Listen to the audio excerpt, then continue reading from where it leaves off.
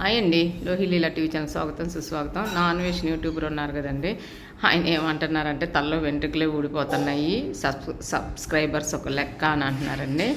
ఏమండి, ఇప్పుడు మనము ఎవరినైనా సబ్స్క్రైబ్ చేసుకున్నామంటే వాళ్ళది ఈ మామూలుగా ఏదైనా చెప్పే మాటలు కానీ లేకపోతే ఏదన్నా కానీ నచ్చి ఉండాలి. ఆయన ఏదో ఊరు తిరుగుతా ఆయన్ని మాట్లాడితే మరి సబ్స్క్రైబ్ చేసుకున్నారేమో తెలియదు, కానీ సబ్స్క్రైబ్ చేసుకున్న వాళ్ళ మీద అంత చులకన భావన అయితే ఆయనకి ఉండకూడదు. ఆయన ఏమంటున్నారు, నాకు సబ్స్క్రైబర్స్ పోయినా పర్వాలేదు, నాకు డబ్బులు వస్తే చాలు అని అంటున్నారు. ఇప్పుడు ఆయనకి మొన్న ఈ గొడవ మొదలైన దగ్గర నుంచి 8 రోజుల్లో 8 లక్షలు అయినాయి అంట, 8 లక్షలు అయినాయి కదా, 8 లక్షలు వచ్చినాయి అంట. 2 లక్షలు పెట్టి ఒక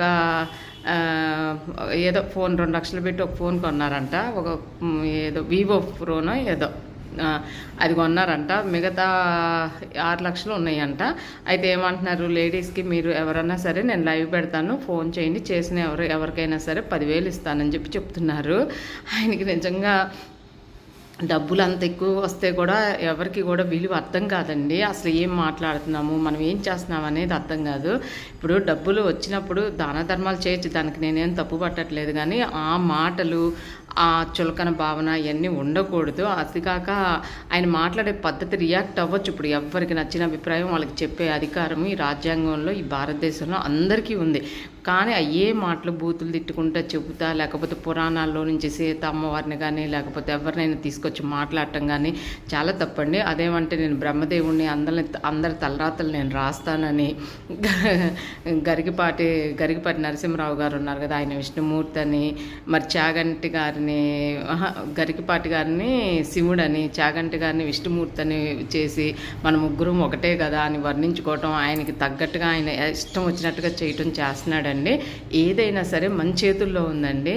ఇప్పుడు ఆయనకి ఎందుకు అట్లా అనిపిస్తుంది, విపరీతమైన డబ్బులు వస్తున్నాయి, నేను ఏది చెప్పినా నేను ఏం చేసినా వింటారు అనే ధోరణిలో ఉన్నాడు. అదంతా కట్ చేయాలంటే ఎవరైతే సబ్స్క్రైబ్ చేసుకున్నారో వాళ్ళందరూ యువతలకి రావటం లేదు. ఆయన వీడియోలు చూడకుండా ఉంటే అప్పుడు ఏమన్నా మార్పు వచ్చి ఒక లైన్లోకి ఏమన్నా వస్తాడేమో అని నాకు అనిపిస్తుందండి. ఇప్పుడు ఎవరికైనా కూడా ఇప్పుడు మీరు సబ్స్క్రైబ్ చేసుకున్నారంటే మీ సబ్స్క్రైబర్ ఎవరంటే నాన్ వెజ్ అంటే ఆయన పద్ధతి, అవును ఆయన పర్వాలేదు ఒక మంచి ఇదిగా వీడియోస్ చేస్తాడు అనేటట్టు అనిపించుకోవాలి. సబ్స్క్రైబ్ చేసుకున్నందుకు మనం కూడా సిగ్గుపడేటట్టు చేయకూడదు.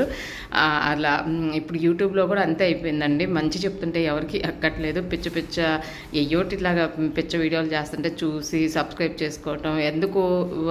ఎందుకు సబ్స్క్రైబర్స్ పెరుగుతారో ఎవరికి కూడా ఒక్కోసారి తెలియదు. ఎందుకు